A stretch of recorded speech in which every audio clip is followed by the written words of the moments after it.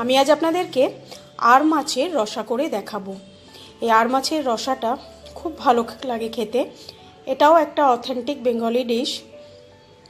আপনারা এই রান্নাটা দেখুন, আপনাদের ভালো লাগলে আপনারা লাইক করবেন, শেয়ার করবেন। আর মাছটা করতে আমাদের লাগছে আর মাছ, এটা আমি নুন হলুদ দিয়ে মেখে রেখেছি। পরিমাণ মতো নুন, পরিমাণ মতো হলুদ, 1 চামচ কাশ্মীরি লঙ্কা গুঁড়ো, 1 চামচ জিরে গুঁড়ো, ফোড়নে লাগবে আমাদের তেজপাতা আর জিরে।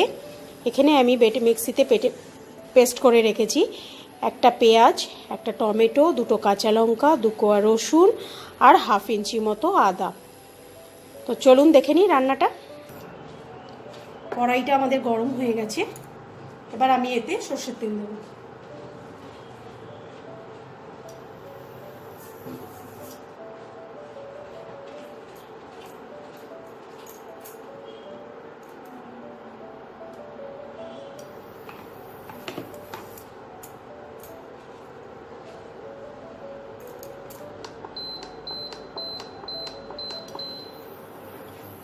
তেলটা গরম হলে আমি মাছটা দেব।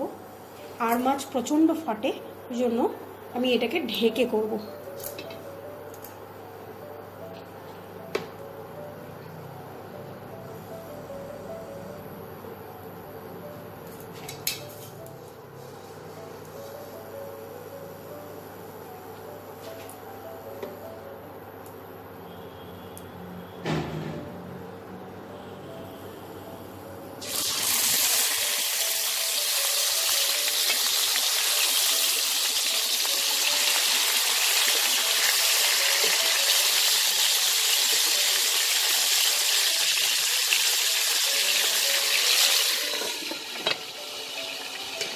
মাছটা এক পিঠ ভাজা হলে আমি অন্য পিঠ ভেজে নেব। মাছগুলোকে আমি এইভাবে ভেজে তুলে নিয়েছি। এইবার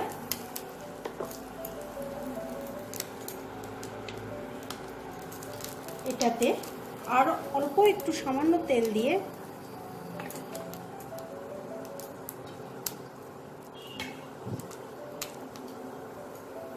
আমি জিরে আর তেজপাতাটা ফোড়ন দিয়ে দেবো।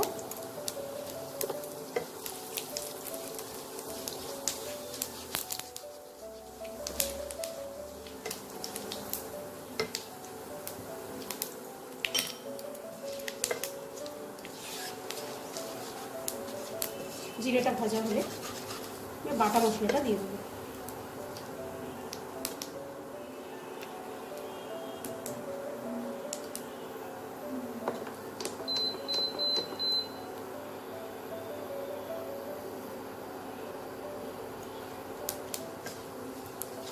জিরেটা হয়ে গেছে, মিক্সিতে পেস্ট করে রাখা মশলাটা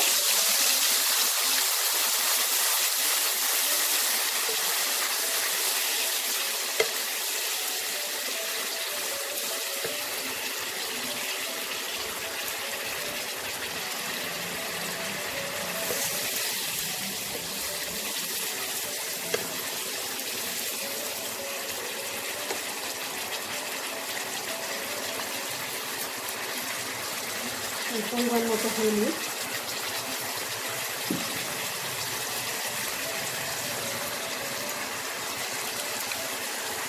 পরিমাণ মতো নুন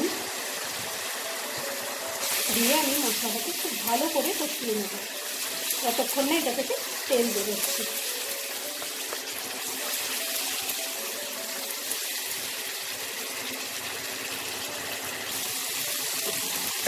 দেখুন মশলাটার ধার দিয়ে তেল বেরিয়েছে। এবার আমি এটাতে জিরে গুঁড়ো আর কাশ্মীরি লঙ্কা গুঁড়োটাও দিয়ে দেবো।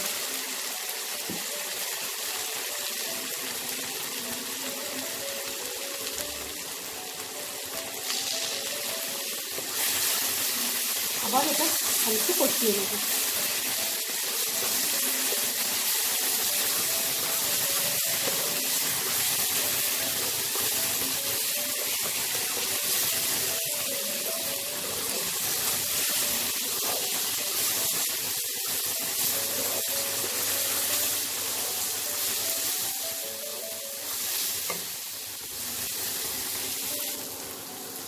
মশলাটা থেকে তেল বেরিয়ে গেছে, মশলাটা আমাদের হয়ে গেছে। এবার এতে আমি জল দেবো।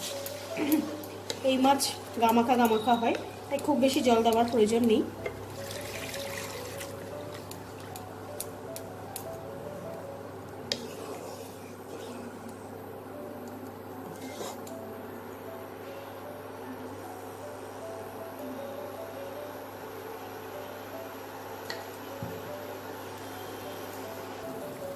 ঝোলটা ফুটে গেছে, এবার আমি ভাজা মাছগুলো দিয়ে দেবো।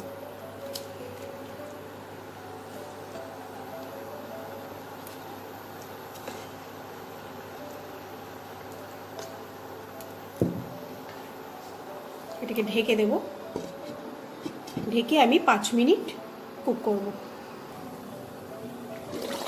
5 মিনিট এটা হয়ে গেছে।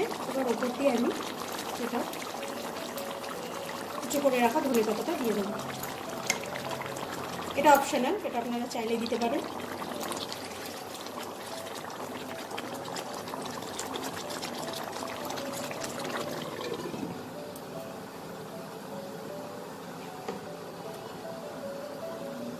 এবার আমি ফ্লেমটাকে অফ করে দেব, অফ করে দিয়ে সার্ভ করে নেব।